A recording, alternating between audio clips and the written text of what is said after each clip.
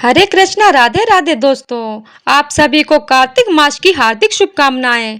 आज से आप हमारे चैनल पर प्रतिदिन नियम से सुनेंगे कार्तिक मास महात्म्य की कथाएं। तो आइए शुरू करते हैं। कार्तिक मास व्रत कथा महात्म्य का 5वां अध्याय। कार्तिक मास व्रत कथा के 5वें अध्याय में राजा पृथु से नारद जी ने कहा कि आश्विन मास की शुक्ल पक्ष एकादशी से शुद्ध होकर कार्तिक मास का व्रत करना आरंभ करना चाहिए। जल का पात्र लिए हुए गांव से बाहर पूर्व अथवा उत्तर दिशा में जावें। राजा पृथु बोले, हे मुनि जी, आपके कार्तिक और माघ मास का विस्तृत फल कहा। अब इसके विधिवत स्नान की विधि, नियम और उद्यापन की विधि भी आप हमसे कहिए। नारद जी ने कहा कि आप विष्णु भगवान के अंश से उत्पन्न हुए हैं, अतएव यह बात आपको मालूम ही है।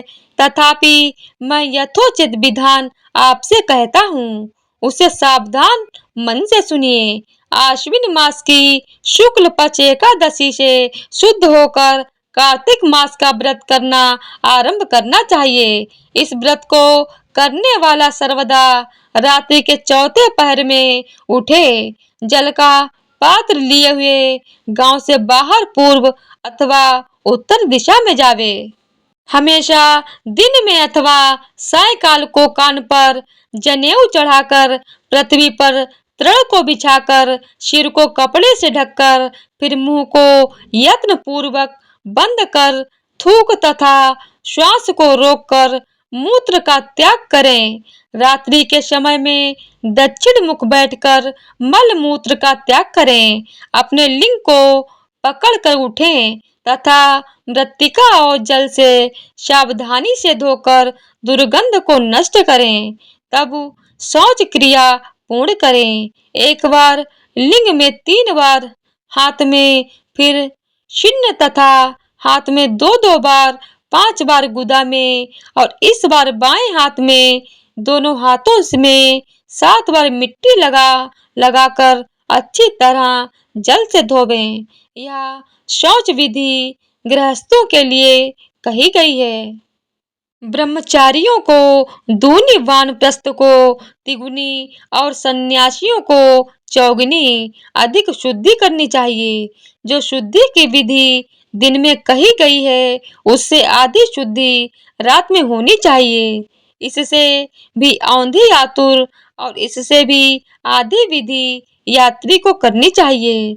शौच कर्म से रहित मनुष्य की समस्त क्रियाएं निष्फल होती हैं।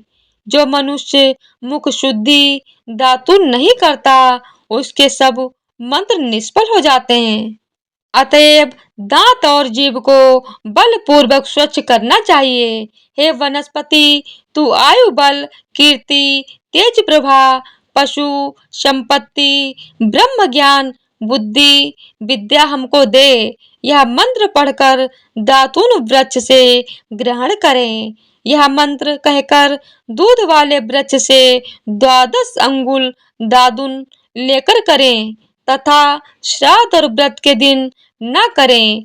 प्रतिपदा, अमावस्या, नवमी, छठ, रविवार, चंद्र तथा सूर्य के ग्रहण में दंत धावन कदापि न करना चाहिए। कटीले पेड़, कपास, पीपल, रेड़ और निर्गंध वृक्षों की दातुन नहीं करें। तत्पश्चात फूल, माला, चंदन और पान इत्यादि पूजन सामग्री लेकर प्रसन्न मन हो भक्ति पूर्वक विष्णु भगवान अथवा शिव जी के मंदिर जाएं। वहां देवताओं को अर्घ, आचमनी आदि वस्तुओं से अलग अलग पूजन कर, प्रार्थना तथा प्रणाम कर, नृत्यादि मंगल कृत्य करें। फिर ताल, वेण, मृदंग आदि को बजावें, गावें और नर्तकों को साथ नाचें। फिर माला, चंदन, तांबूलादिकों से उन गायकों का भी पूजन करें जो गा आए हों, क्योंकि देव स्थान में गाने वाले में साक्षात विष्णु भगवान की ही मूर्ति है। ये लोग सतयुगादिकों में विष्णु भगवान को तपस्या, योग और दान द्वारा प्रसन्न करते थे। किन कलयुग में अनुराग सहित भगवद गुणगान है, भगवान को प्रसन्न करने के लिए प्रधान माना गया है। हे राजन, मैंने एक बार विष्णु भगवान से पूछा था कि आप अधिकतर कहाँ रहते हैं। यह सुनकर विष्णु भगवान ने कहा, हे नारद, मैं बैकुंठ में अथवा योगियों के हृदय में भी नहीं रहता, अपितु जहाँ मेरे भक्त मेरा गुणगान करते हैं वहाँ मैं अवश्य रहा करता हूँ। जो प्राणी चंदन मालादिकों से हमारे भक्तों का पूजन करते हैं, उससे मुझे जैसी प्रीति होती है वैसी प्रीति मेरे पूजन से भी नहीं हो सकती।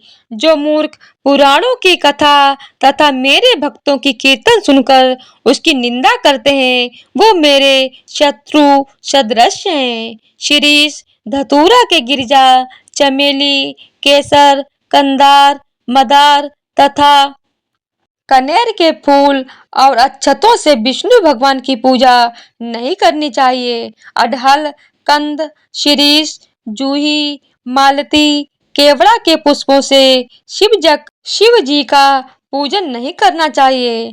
लक्ष्मी की अभिलाषा करने वाले पुरुष को चाहिए कि तुलसी पत्र से, गणेश जी की दुर्वा से, दुर्गा जी की अगस्त्य के फूल से, सूर्य नारायण की पूजा ना करें।